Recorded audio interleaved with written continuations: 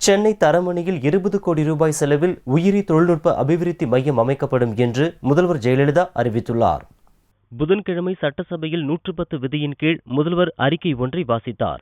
அதில் காஞ்சிபுரம் மாவட்டம் திருப்பெரும்புதூர் சிப்காட் வல்லம் வடகால் தொழில் பூங்காவில் 245 ஏக்கர் பரப்பளவில் அமையவுள்ள வானூர்தி பூங்காவில் 30 கோடி ரூபாய் செலவில் அடிப்படை வசதிகளை மேம்படுத்தப்படும் என்றும் அடிப்படை கட்டமைப்பு வசதிகள் உலகத்தரத்தில் அமைக்கப்படும் என்றும் கூறினார்.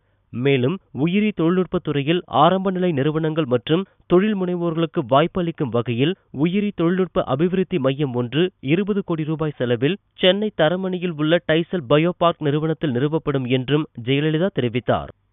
உயிரி தொழில்நுட்பத் துறையில் ஆரம்ப நிலை நிறுவனங்கள் மற்றும் தொழில் முனைவோர்களுக்கு வாய்ப்பளிக்கும் வகையில் உயிரி தொழில்நுட்ப அபிவிருத்தி மையம் பயோடெக்னாலஜி இன்குபேஷன் சென்டர் ஒன்று 20 கோடி ரூபாய் செலவில் சென்னை தரமணையில் உள்ள டைசல் பயோ பார்க் நிறுவனத்தில் நிறுவப்படும்.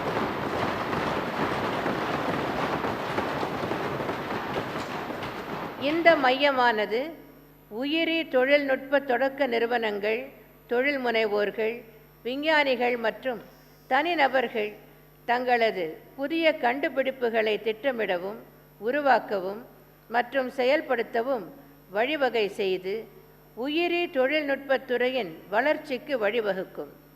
இந்த மையமானது உட்கட்டமைப்பு வசதிகளை கொண்ட ஆய்வகங்கள், வணிகப் பகுதிகள் மற்றும் அலுவலக பகுதிகள் ஆகியவைகளை கொண்டதாக 12,000 சதுர அடியில் அமையும்.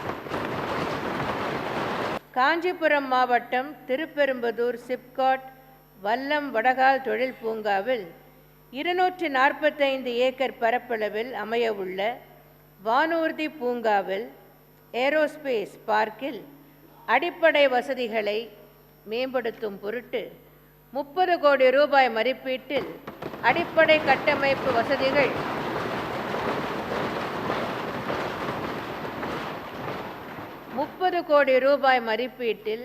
அடிப்படை கட்டமைப்பு வசதிகள் உலக தரத்தில் அமைக்கப்படும்.